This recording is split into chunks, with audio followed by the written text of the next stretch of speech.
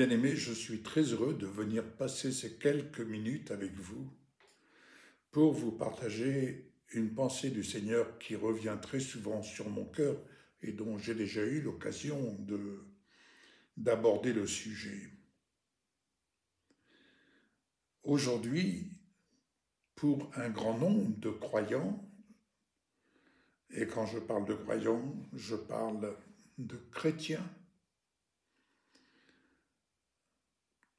il est capital que chaque chrétien apprenne à se regarder en Jésus comme Dieu les voit, nous voit en Jésus. Si nous comprenons, si nous acceptons que Dieu, dans sa grâce infinie, nous voit désormais dans l'œuvre parfaite de Jésus, il nous voit dans la perfection de Jésus, car quand il est dit que nous avons tout pleinement en Jésus, si donc nous avons tout pleinement en Jésus, qu'avons-nous à lui demander? Puisque nous avons tout pleinement en Jésus, qu'avons-nous à lui demander? Tout simplement la sagesse. Et tout simplement de demeurer ferme en portant notre regard sur qui est Jésus. Comment est-il? Comment le connaissez-vous? Et comment êtes-vous connu de lui? Et voyez-vous, l'Évangile est une bonne nouvelle. Elle est une bonne nouvelle dans la mesure où nous apprenons à regarder les autres comme Dieu les voit dans le Seigneur Jésus. Car si Jésus a payé pour nous la dette, c'est-à-dire qu'il a donné sa vie, il a accepté de donner sa vie sur la croix, car Dieu le Père l'a envoyé à ce titre pour nous racheter. Mais n'oublions pas que Jésus, en tant que Fils, a dû apprendre l'obéissance pour parvenir à satisfaire pleinement la justice de Dieu. Et pour cela, il devait fonctionner, marcher dans la perfection. Lui qui avait quitté sa gloire pour venir dans notre humanité corrompue comme elle l'est toujours aujourd'hui. Malheur à l'homme qui se confie dans l'homme. Mais restons le regard fixé sur Jésus aujourd'hui. Jésus n'est plus sur la croix, il est passé par la croix. C'est une erreur que de rester focalisé sur Jésus à la croix. Quand je dis rester focalisé, je n'ai pas dit renier. Attention, ne me faites pas dire ce que je ne dis pas. Je dis l'œuvre de la croix, c'est de reconnaître ce que Jésus a accompli pour vous, pour moi. Sur la croix, il a dit « tout est accompli ». Les promesses de Dieu ont été divinement accomplies. Donc, nous n'avons pas à essayer de refaire, à essayer de parfaire ce que Jésus a parfaitement accompli à notre place, afin que le poids de la malédiction ne repose plus sur nos vies.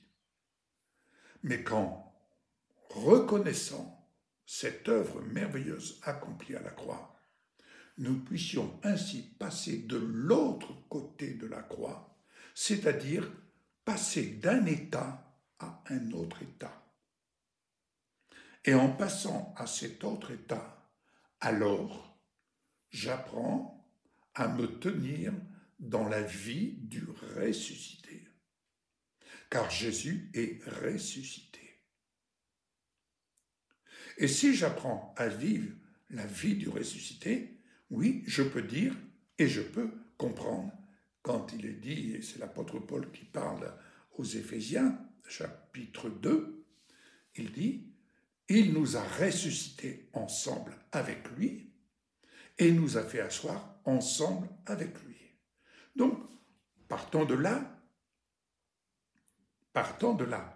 Dieu convertissant notre cœur de pierre. J'insiste là aussi sur cet aspect.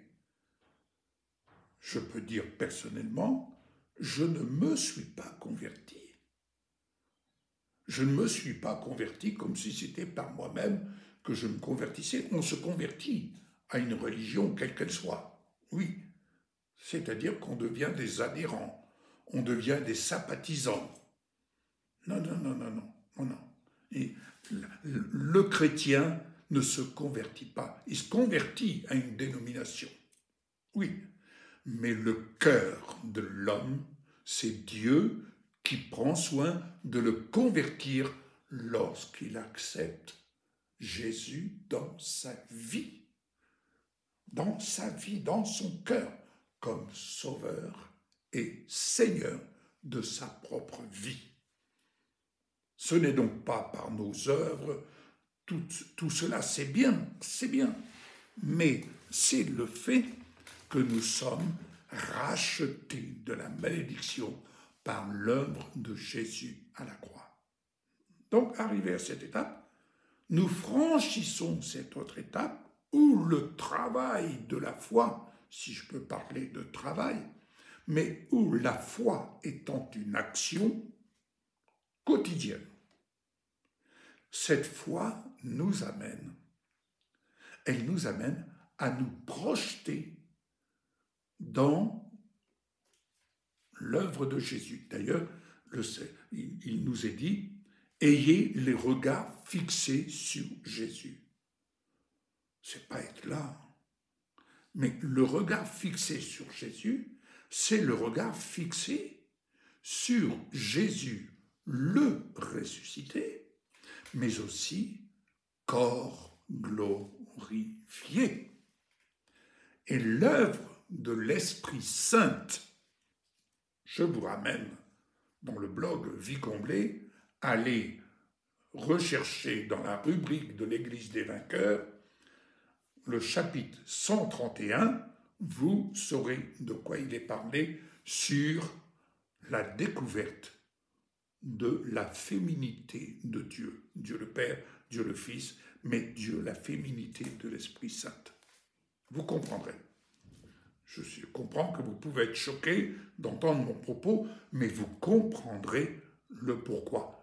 Oui, il faut avoir l'humilité de se remettre en question à la lumière de l'ajustement des traductions, de la traduction de la parole.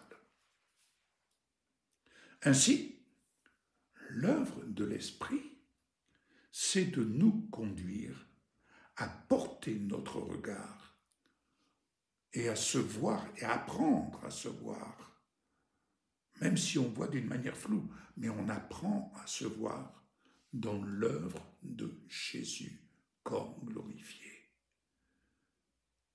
Et là, vous savez, quand on passe notre temps à fixer notre attention sur Jésus-Christ, corps glorifié, chemin faisant, on se détourne des imperfections terrestres. On s'en détourne, car c'est tellement plus valorisant d'apprendre à se voir par pure grâce, pas par un mérite quelconque, mais de se voir par pure grâce dans la perfection de Jésus-Christ glorifié. Ce qui, d'ailleurs, nous permet de regarder les autres dans cette même perfection. Et surtout, de regarder ceux-là qui sont dans l'ignorance, comme nous-mêmes, nous étions dans l'ignorance, d'avoir trouvé notre trésor.